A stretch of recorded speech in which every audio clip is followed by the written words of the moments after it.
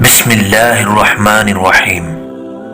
رسول اللہ صلی اللہ علیہ وآلہ وسلم نے فرمایا، اسلام اجنبی حالت میں شروع ہوا، عنقریب پھر اجنبی بن جائے گا، لہٰذا ایسے وقت میں اس پر قائم رہنے والے اجنبیوں کے لیے خوشخبری ہے۔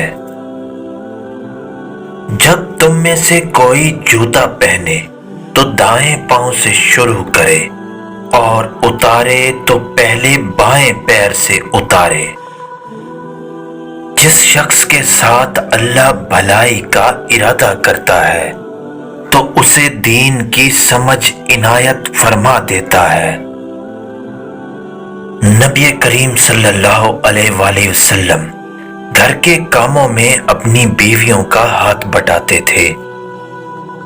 نبی کریم صلی اللہ علیہ وآلہ وسلم نے بیوی کی کمزوریاں تلاش کرنے سے منع فرمایا۔ جب کوئی شخص اپنی بیوی پر ثواب سمجھ کر خرچ کرے تو وہ اس کے حق میں صدقے کا درجہ رکھتا ہے۔ دوزخ میں خچروں کی طرح بچھو ہیں، ایک بار جب ان میں سے ایک بچھو ڈسے گا تو دوزخی 40 سال تک اس کی جلن محسوس کرے گا۔ یہ دنیا مومن کے لیے قید خانہ ہے اور کافر کے لیے جنت ہے۔ خرچ کی ابتدا ان لوگوں سے کرو جن کے اخراجات زندگی کے تم ذمہ دار ہو۔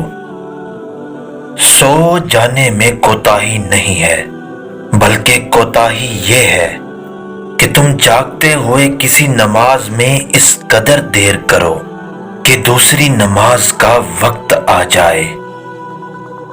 دعوت پر جایا کرو جب دعوت پر بلایا جائے۔ جو کام لوگوں کے سامنے کرنے کو ناپسند کرتے ہو وہ کام تنہائی میں بھی نہ کیا کرو۔ تم جہاں کہیں بھی ہو مجھ پر درود پڑھا کرو، کیونکہ تمہارا درود مجھ تک پہنچ جاتا ہے۔ لوگوں پر ایک زمانہ ایسا آئے گا کہ روپے کے بغیر کوئی چیز کام نہ دے گی۔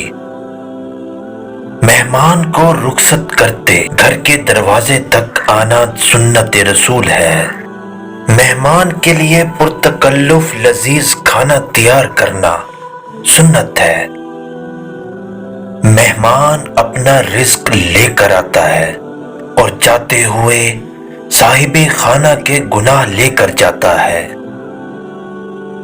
میرے رب نے مجھ سے وعدہ فرمایا ہے کہ آپ کی امت کے 70,000 لوگ بلا حساب و کتاب جنت میں داخل ہوں گے جن پر کوئی عذاب نہ ہوگا۔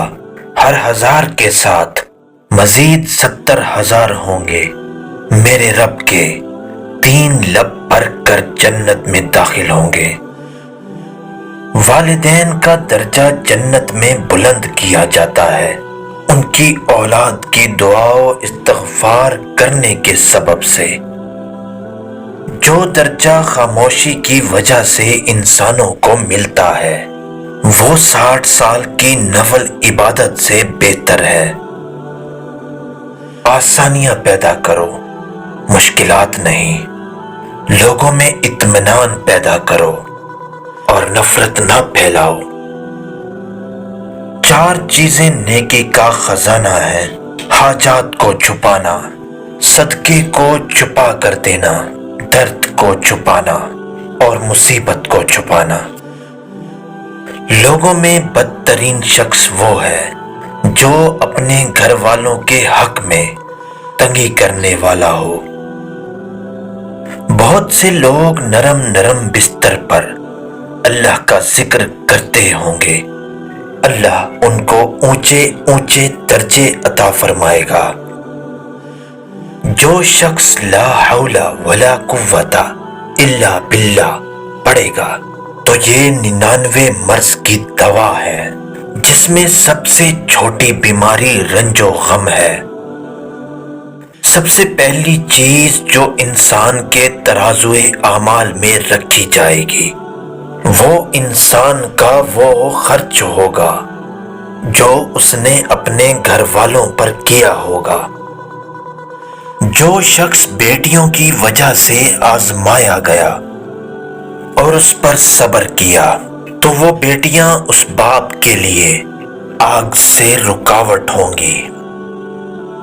میری امت کے تمام لوگوں کے گناہ اللہ بخش دے گا سوائے ان لوگوں کے جو گناہ کر کے لوگوں کو فخر سے بتائیں گے کہ ہم نے یہ گناہ کیا ہے۔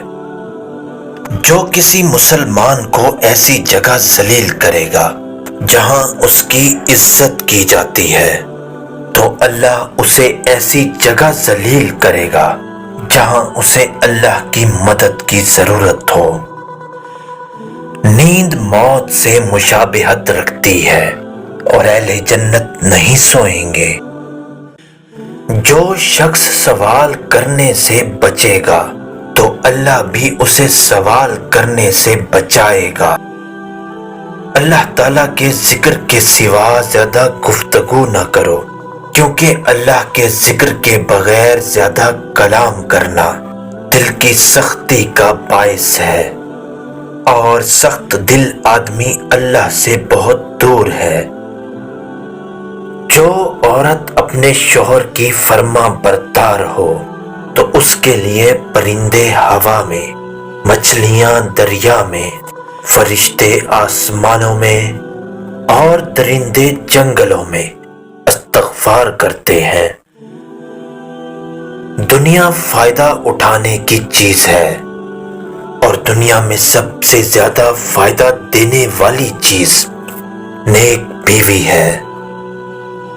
جو تم سے تعلق توڑے تم اس سے جوڑو، جو تمہیں محروم کرے اسے عطا کرو، جو تم پر ظلم کرے تم اسے معاف کرو۔ جب تو بیمار کے پاس جائے تو اس سے اپنے لیے دعا کی طلب کر۔ بیمار کی دعا ایسے ہے جیسے ملائکہ کی دعا۔ جن لوگوں کی زبانیں اللہ پاک کے ذکر سے تر رہتی ہیں وہ ہنستے مسکراتے ہوئے جنت میں داخل ہوں گے۔